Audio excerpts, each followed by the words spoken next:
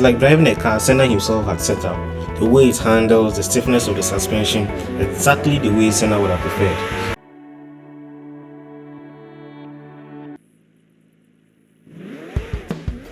The McLaren Senna. Even as glorious and respected as it is, I still feel people don't appreciate it enough. It is part of the McLaren trifecta of hypercars, consisting of the P1, the Speedtail, and the Senna. Most people typically dismiss it for being an ugly but very capable road-going track monster. That's fair enough, I don't dispute that. But it's shocking to me how it's just faded into a long list of high-performing hypercars. For die-hard Formula 1 fans like me, it breaks my heart to see this car isn't appreciated enough. People hugely underestimate the importance of this car, who it represents, what it represents. You know, I keep on watching reviews of the car on YouTube, and most people don't spend time talking about the importance of the name the car bears. I mean, the whole point of this car is the name. It isn't the performance, the value, or the rarity. That's just a byproduct of the name. The name, Senna. Ayrton Senna. Now I'm going to try and explain why this name is so important and why this car is the most iconic supercar ever.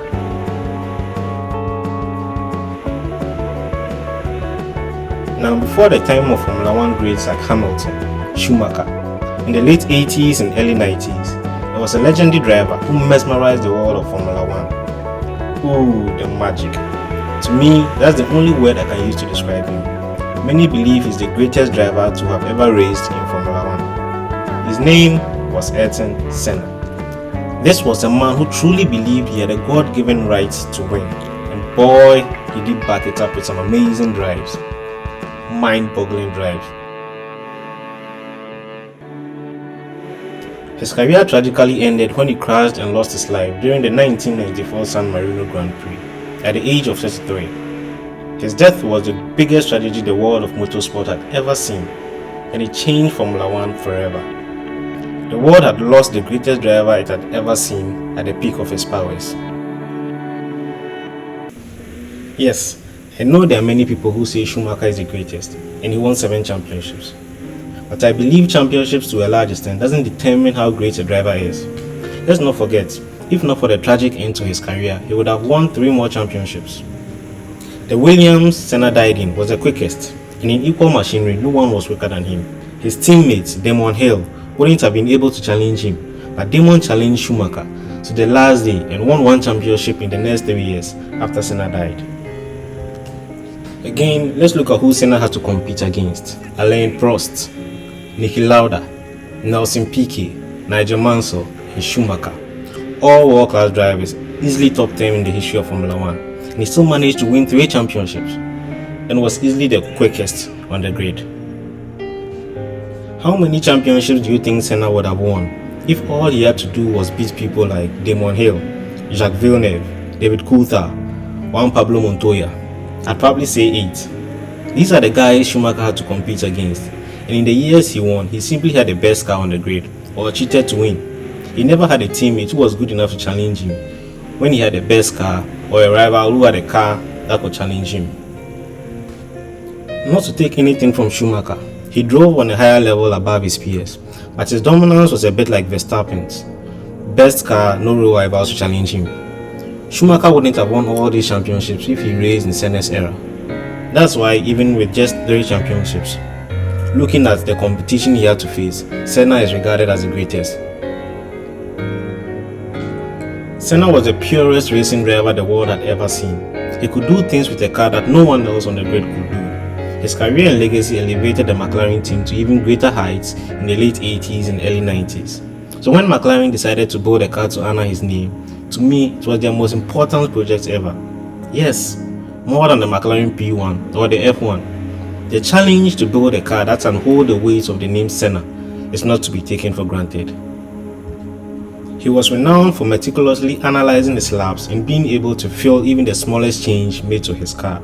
He would look at every single detail to make the car go faster, and even today, this spirit still lives on at McLaren, and is embodied the most by the car bearing his name.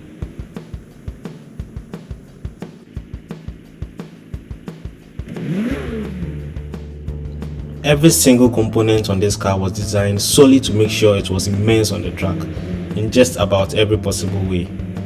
No style for style's sake. It has to look exactly the way it looks, else it wouldn't be as fast.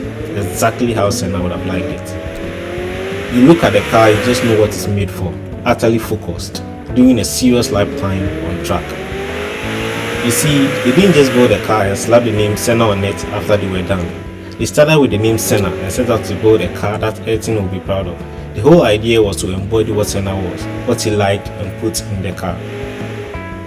Dan Perry-Williams, McLaren's engineering design director at the time the car was being built, said the inspiration which they took from Ayrton in their approach to build this car was his obsession with detail, his drive, determination, and quest for excellence. Senna was known for finding the limits of his abilities, his car, and then aimed to go beyond it.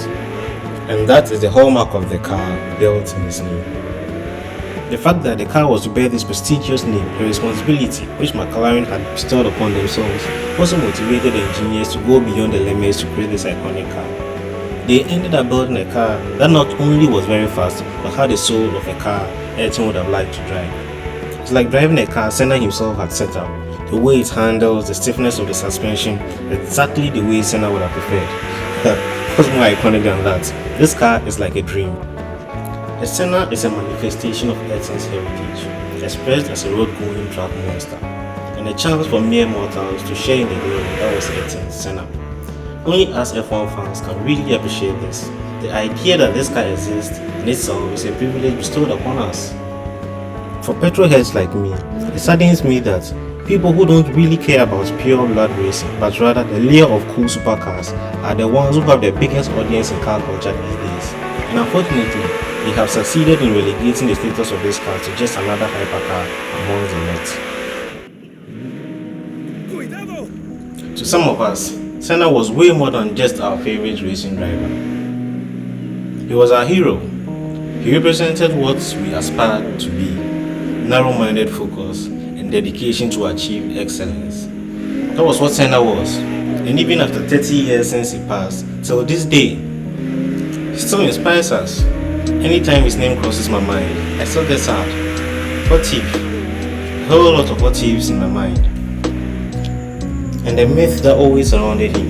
He gave the world absolute magic. He'd drive races and do qualifying laps that would leave people, including his peers, thinking, how on earth did he just... wow.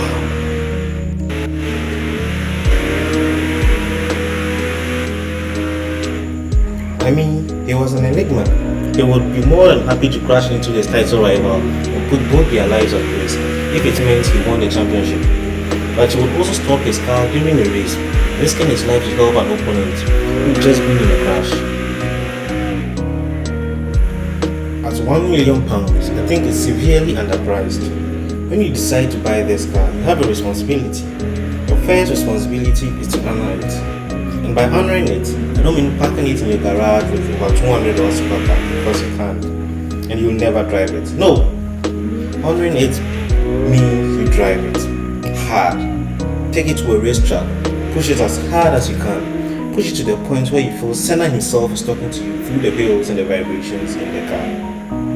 But I'll understand if you decide to keep this car in the living room as a piece of mechanical art in the memory of Ayrton. One day, when I'm able to afford one, I'm definitely getting one, no matter the price. I don't care if it's done 1 billion miles, I'll buy one and cherish it forever.